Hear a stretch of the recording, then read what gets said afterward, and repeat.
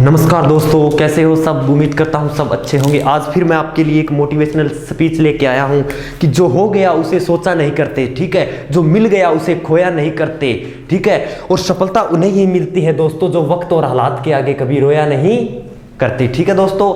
तो कि जो हो गया उसे सोचा नहीं करते, जो मिल गया उसे खोया नहीं करते, और सफलता उन्हें ही मिलती है जो वक्त और हालात के आगे कभी रोया नहीं करते। तो ये सोचकर आपको तैयारी करनी होगी, ठीक है। इन सारी बातों को जहन में रखकर तैयारी करनी होगी। अब जिस प्रकार राजस्थान पुलिस की एग्जाम डेट आ गई, उसके लगभग 2 माह बचे ही नहीं है। आप ऐसे मानो 1 माह है 27-28 दिन बचे हैं उसकी, ठीक है। इतने ही दिन बचे हैं राजस्थान पुलिस की एग्जाम की। इतने दिनों के अंदर राजस्थान पुलिस की एग्जाम शायद मेरे हिसाब से तो हो जाएगी, ठीक है। बाकी देखो, अपना पुलिस मुख्यालय जाने, अभी तक तो पुलिस मुख्यालय से यही खबर आ रही है कि 4 पारियों के अंदर 2 दिन के अंदर राजस्थान पुलिस की एग्जाम होगी।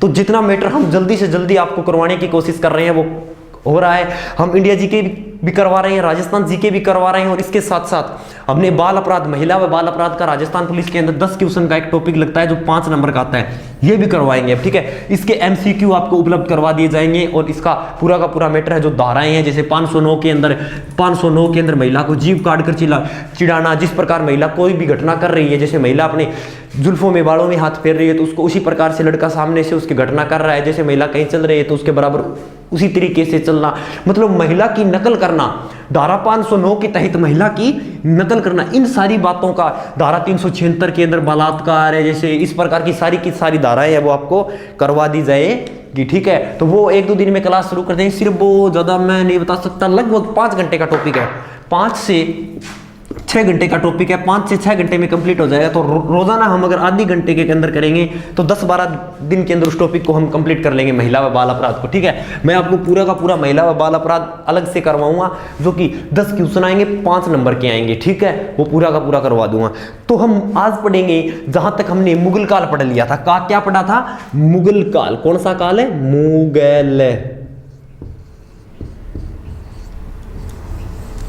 मुगल काल। मुगल काल में मैंने आपको सारे राजाओं के नाम बता दिए कि इसमें 19 राजाएं, 6 राजा उनमें से ऐसे थे जो कि महान थे, जो शुरू के सम्राट थे।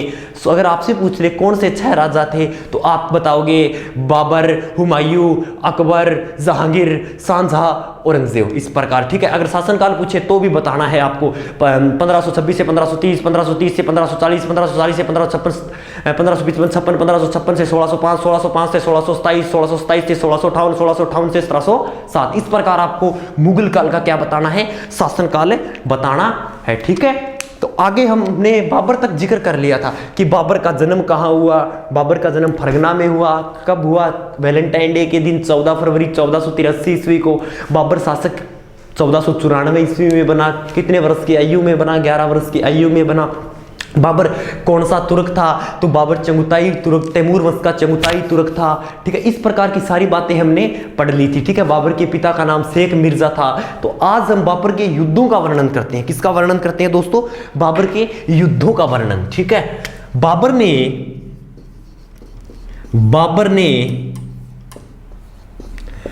1525 ईस्वी में भारत पर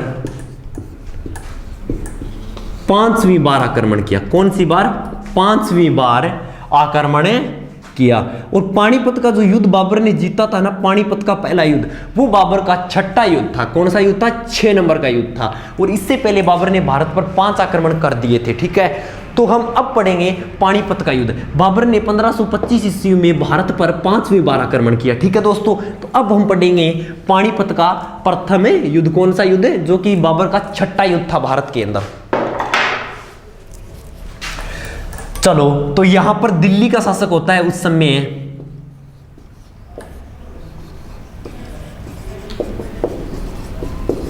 इब्राहिम लोदी। किसी लोदी? इब्राहिम लोदी, ठीक है। वर्सेस दिल्ली या दिल्ली का शासक कौन होता है उस समय? तो दिल्ली का शासक दोस्तों उस समय होता है, वो होता है, सॉरी दिल्ली का तो आ गया, अपने फरगना का शासक उस समय होता है, फरगना का जो शासक होता है वो उस समय होता है बाबर। कौन होता है? बाबर, ठीक है दोस्तों। बाबर होता है। बाबर ने इब्राहिम लोदी के ऊपर 6ठी बार आक्रमण किया। युद्ध कौन सा था? पानीपत का प्रथम युद्ध। कई बार एग्जाम में पानीपत के प्रथम युद्ध की तारीख पूछ ली जाती है। तो 21 अप्रैल 1526 ईस्वी को कौन सा युद्ध हुआ था? पानीपत का प्रथम युद्ध। पानीपत का मैदान हरियाणा के अंदर स्थित है। कहां स्थित है? हरियाणा के अंदर। कौन सा मैदान स्थित है? पानीपत का मैदान है दोस्तों, वो हरियाणा के अंदर स्थित है। बाबर ने, ठीक है, ये युद्ध जीत लिया। ये इस युद्ध में विजय किसकी हो गई थी? तो बाबर की इस युद्ध में क्या हो गई थी दोस्तों? विजय हो गई थी। ये मुगल काल है, ये बहुत इंपॉर्टेंट काल है, इसलिए आपको पहले करवा रहा हूं और आपको अच्छी तरीके से याद रखना। फर्स्ट ग्रेड, सेकंड ग्रेड जैसे एग्जामों में तो मुगल काल से बहुत ज्यादा क्वेश्चन आते हैं, ठीक है। पटवारी हो गया, राजस्थान पुलिस में तो फिर भी एक आधा क्वेश्चन आता है, लेकिन फर्स्ट ग्रेड हो गया, सेकंड ग्रेड हो गया और अपने ये बोलते हैं ना पटवारी, इनके अंदर बहुत ज्यादा क्वेश्चन आते हैं मुगल काल से, ठीक है। तो बाबर किस युद्ध में विजय हो गई? तो बाबर का कहां अधिकार हो गया? तो बाबर का अधिकार है वो फिर दिल्ली पे हो जाएगा ना। क्यों? कि दिल्ली के शासक इब्राहिम लोदी को तो चौपड़ दियो। इब्राहिम लोदी ने चौपड़ दिया, बाबर को अधिकार इकट्ठा हो जाएगा। तो बाबर को अधिकार अपना हो जाएगा दिल्ली के ऊपर, ठीक है। तो दिल्ली का शासक अब हम किसे नियुक्त कर देते हैं? हमारे हाथ में है, क्योंकि इससे करना है। तो दिल्ली का शासक अब हम करते हैं नियुक्त बाबर को। इसको बाबर को, ठीक है। दिल्ली का शासक किसको नियुक्त किया है हमने? अब बाबर को।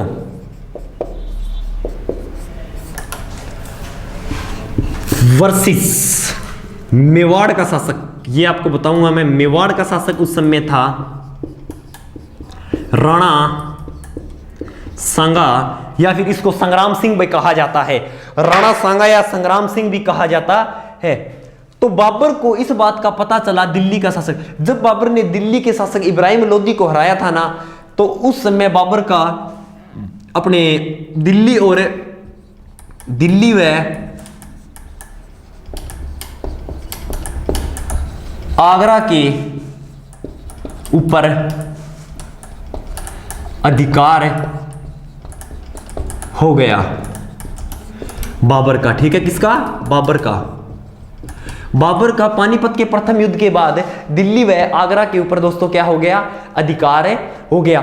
आपसे पूछेगा कि भारत में सर्वप्रथम गोला बारूद का प्रयोग कब हुआ? तो पानीपत के प्रथम युद्ध में। वर्तमान भारत में सबसे पहले गोला बारूद का प्रयोग है वो तो हुआ था पानीपत के प्रथम युद्ध में। वर्तमान भारत के अंदर सबसे पहले गोला बारूद का प्रयोग कब हुआ था? तो पानीपत के प्रथम युद्ध के अंदर। अगर आपसे प्रश्न पूछे कि भारत में सबसे पहले गोला बारूद का प्रयोग या तोपों का प्रयोग कहां किया गया? तो लाहौर के अंदर। कहां किया गया? लाहौर के अंदर, ठीक है। कई बार पूछ लिया जाता है कि लाहौर कौन सी नदी के किनारे है? तो लाहौर है वो दोस्तों पाकिस्तान की, वर्तमान पाकिस्तान में स्थित है और रावी नदी के किनारे है। कौन सी नदी के किनारे है लाहौर? रावी नदी के किनारे है, ठीक है। कौन सी नदी के? रावी के। और दिल्ली कौन सी नदी के किनारे है? तो दिल्ली है दोस्तों वो यमुना नदी के किनारे है, ठीक है। कौन सी नदी के? यमुना नदी के। आगरा कौन सी नदी के किनारे है? आगरा है वो यमुना नदी के किनारे है। इलाहाबाद कौन सी नदी के किनारे है? तो इलाहाबाद है वो गंगा नदी के किनारे है, ठीक है। इस प्रकार आपको मैं सारी नदियों के किनारे जो शहर बने हुए हैं वो सारे के सारे बता दूंगा, ठीक है। एक बार ये आगे तो आपको बता दिया मैंने, ठीक है। तो बाबर का अधिकार दिल्ली व आगरा के ऊपर हो जाता है। तो बाबर शासक बन गया दिल्ली का और आगरा का। तो बाबर को इस बात का पता चलता है कि बाबर इस बात का पता चलाता है कि भारत के अंदर ऐसे कौन कौन से शासक हैं जो मुझसे वर्तमान में मजबूत है या दिल्ली की सत्ता से मजबूत है। दिल्ली की सत्ता है वो पूरे भारत की सत्ता हुआ करती थी दोस्तों। तो कि भारत के अंदर ऐसे कौन कौन से शासक हैं जो मुझसे या दिल्ली की सत्ता से मजबूत है। तो किसी ने कहा जी राणा सांगा, कि जी राणा सांगा है वो आपसे बहुत ज्यादा मजबूत है, जिसे हिंदुआ सुल्तान कहा जाता है, ठीक है। बहुत भयंकर शासक है ये, वो शासक है जिसके शरीर पर 80 घाव हो गए थे फिर भी युद्ध में लड़ता रहा, ठीक है।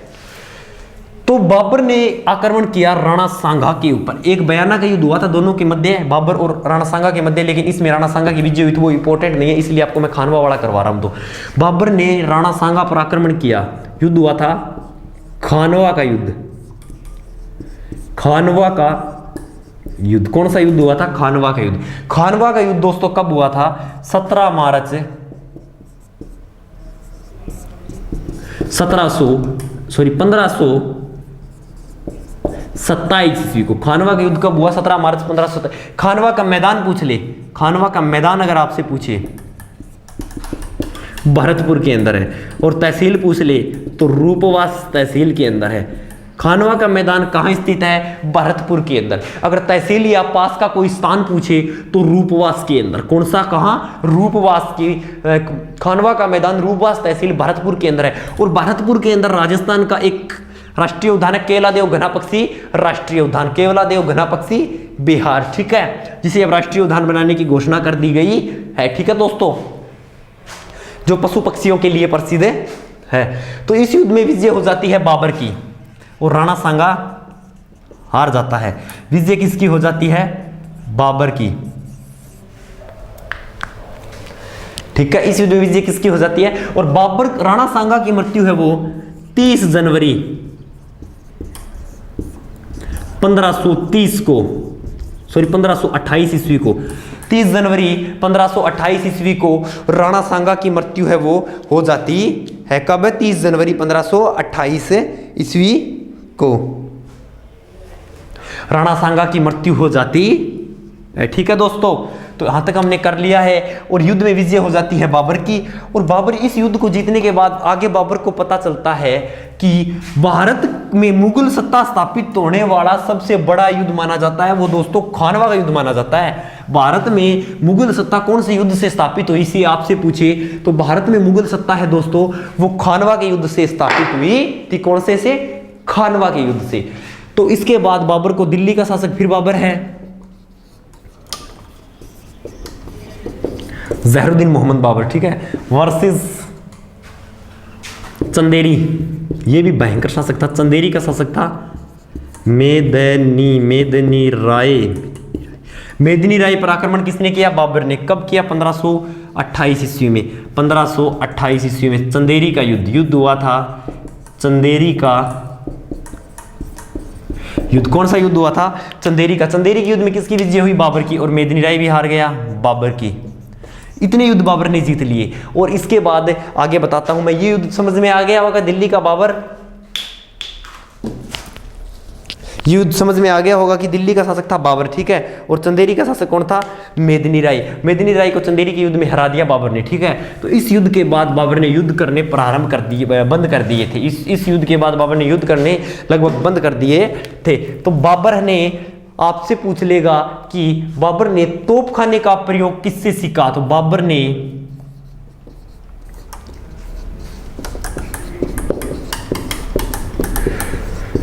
तोपखाने का प्रयोग ईरानियों से सीखा। ईरानियों से सीखा, ठीक है। बाबर ने तुगलमाबत्ती किससे सीखे? बाबर ने तुगलमा पत्ती सीखी मंगोलों से। तुगलमा पत्ती का अर्थ होता है गहरा डालकर युद्ध करना। क्या कर गहरा डालकर युद्ध। बाबर ने तुगलमा पत्ती सीखी दोस्तों मंगोलों से। और तुगलमा पत्ती का मतलब होता है गहरा डालकर युद्ध करना। और तोप पत्ती सीखी थी ईरानियों से।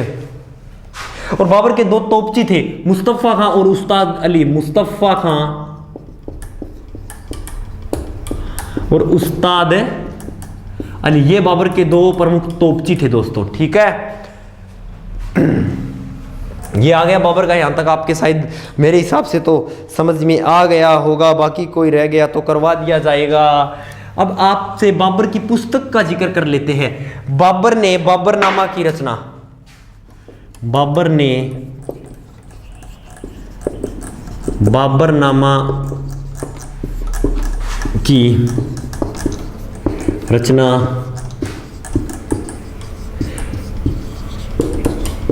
तुर्की भाषा में की, ठीक है। बाबर ने बाबरनामा की रचना कौन सी भाषा में की? तुर्की भाषा में की, ठीक है। और इसमें बाबरनामा में बताया गया है कि बाबर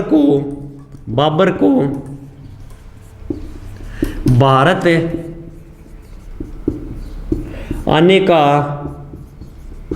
न्योता सांगा ने दिया था।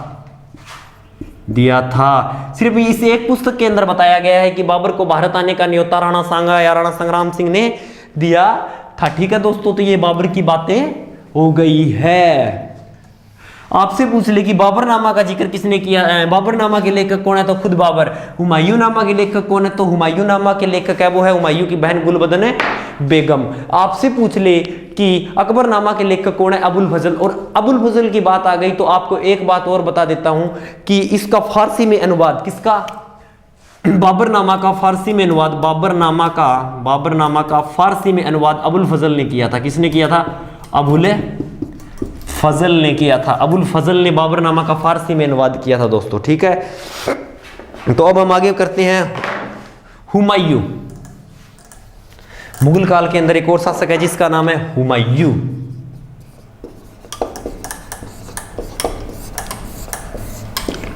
हुमायूं जन्म, हुमायूं का जन्म कब हुआ, पहली बात तो ये। ठीक है, हुमायूं का जन्म है वो भारत में हुआ। कहां हुआ,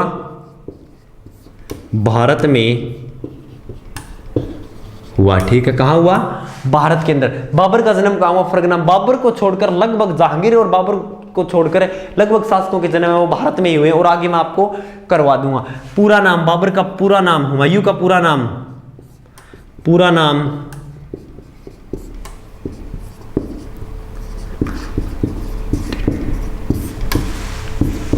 हुमायूं का पूरा नाम है वो है दोस्तों नसरुद्दीन हुमायूं।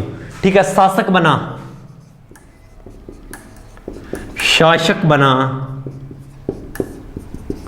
29 दिसंबर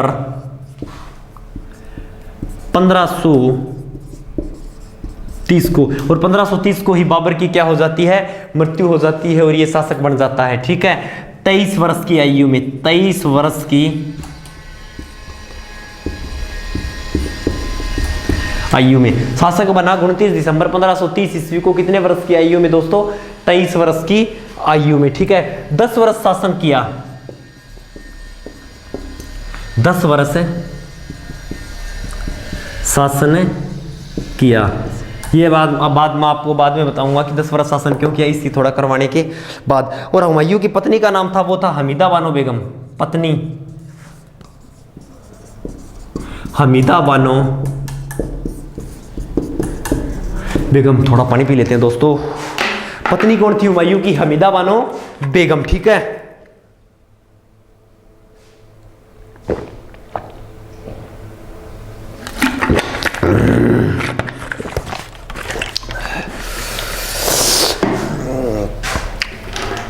क्या होना, ठीक ठीक स्टार्ट करेंगे ना, लाग रही हूँ मैं तो चौका वाला लेक्चर करवा दिया। अच्छा, अब बंद है, चालू है, कट जाएगा तो कटिंग हो जाएगी। हुमायूं की पत्नी कौन थी दोस्तों, हमीदा बानो बेगम। हमीदा बानो बेगम है वो हुमायूं की पत्नी थी। हुमायूं ने हमीदा बानो बेगम के साथ शादी कब की थी, तो आपसे पूछिए तो 1541 ईस्वी के अंदर की थी। कब की थी, 1541 ईस्वी के अंदर हुमायूं ने हमीदा बानो बेगम के साथ शादी की थी। ठीक है, तो आगे मैंने आपको बताया है कि हुमायूं ने 10 वर्ष तक ही शासन किया था। कितने वर्ष तक शासन किया था, 10 वर्ष तक। ये कारण मैं आपको बता देता हूं। दिल्ली का शासक कौन है, हुमायूं वर्सेस इसकी हुमायूं की सेना में एक सरदार था, फरगना का सरदार जिसका नाम था शेर शाह सूरी। फरगना का एक सरदार था जिसका नाम था शेर शाह सूरी। तो बाबर ने हुमायूं को पहले ही कहा था कि तू शेर शाह सूरी से बच के रहना, नहीं तो ये पूरी की पूरी सत्ता है वो अपनी हथिया लेगा। लेकिन हुमायूं ने बाबर अपने पिता की बात नहीं मानी, तो शेर शाह सूरी ने मौका पाकर हुमायूं के ऊपर आक्रमण कर दिया। कब, हुमायूं के ऊपर आक्रमण किया था 1540 ईस्वी को। कब किया था, हुमायूं के ऊपर आक्रमण किया था 1540 ईस्वी को। युद्ध पूछे तो कौन सा युद्ध हुआ था, तो युद्ध हुआ था बीलग्राम का युद्ध। बीलग्राम के युद्ध को ही कन्नौज का युद्ध कहते हैं। कौन सा युद्ध, कन्नौज का युद्ध कहते हैं। और इस युद्ध में विजय हो गई थी शेर शाह सूरी की। किन की विजय हो गई थी, शेर शाह सूरी की। इस युद्ध में शेर शाह सूरी की विजय होने के कारण ही हुमायूं को 15 वर्ष का जीवन है वो निष्कासित करना पड़ा था। ठीक है दोस्तों, हुमायूं को कितने वर्ष का जीवन निष्कासित करना पड़ा था? तो 15 वर्ष का जीवन है वो हुमायूं को निष्कासित करना पड़ा था। और इसके बाद हुमायूं है वो शेर शाह सूरी को 1555 ईस्वी के अंदर हराता है और 1556 ईस्वी तक 1 साल का शासन और करके जाता है। तो आगे हम पढ़ेंगे कल, वो पढ़ेंगे अकबर। क्या? अकबर का शासनकाल है वो है 1556 ईस्वी से लेकर 1605 ईस्वी तक। ठीक है, 1556 ईस्वी से लेकर 1605 ईस्वी तक। तो हमने मुगल काल के 2 शासकों को पढ़ लिया है, एक तो अकबर को पढ़ लिया है, अपने बाबर को पढ़ लिया है, और एक पढ़ लिया है हुमायूं को। और इस प्रकार हम सीक्वेंस में हुमायूं के बाद बाबर, बाबर के बाद हुमायूं, हुमायूं के बाद हम अकबर, अकबर के बाद जहांगीर, जहांगीर के बाद सांझा और सांझा के बाद औरंगजेब। इस प्रकार हम सारे के सारे शासकों का जिक्र करेंगे। तो आज हम इतना ही करेंगे और अगली क्लास में हम आपको अकबर करवाएंगे। ठीक है दोस्तों, ओके।